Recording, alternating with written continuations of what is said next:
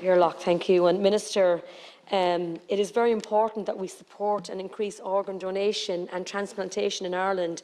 This soft opt-out system of consent is how we do it.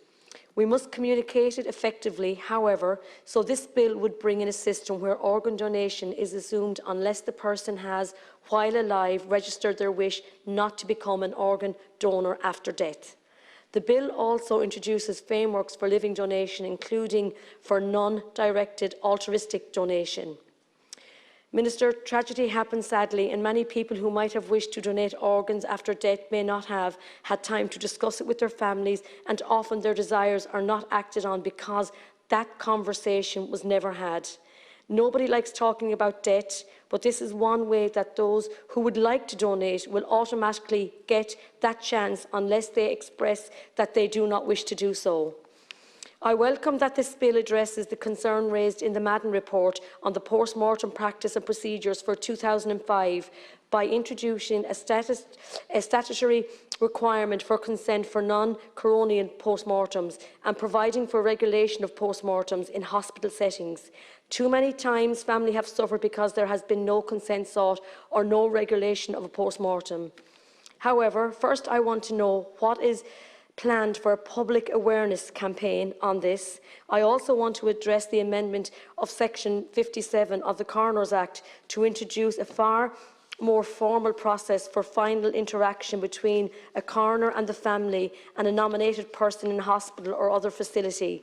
My concern here relates to the lack of coroners in Ireland. Carlow currently has a deputy and a shared coroner with Portlaoise. And there can be delays, Minister, for families, and I'm just, money and resources here are going to be so important. I'm also aware that part-time nature of the coroner system means families are often made to wait longer than is satisfactory for the decision. What steps are being taken to address resources in the coronial system? I also would like to know, are there new positions being created in hospitals to facilitate guiding the families through the process? Will it be left to the doctor who declared death? Will the hospitals be resourced with social workers or guidance practitioners for the families? Because I would have a deep concern if there is new steps put in place and already hard-pressed staff are expected to add that task to their very busy working day. A coroner must now ensure that family members are made aware as soon as practicable, and any material retained following a post-mortem examination is no longer required. Are there procedures being put in place for the reunification of that material should the family so desire with the loved one? I'm also concerned where no authorisation has been received or efforts to make contact have been unsuccessful. A coroner is authorised to direct the disposal of material. Such material may include material consideration of a historic nature, which may have been stored for a long period and whose retention serves no further purpose. However, Minister, it is still someone.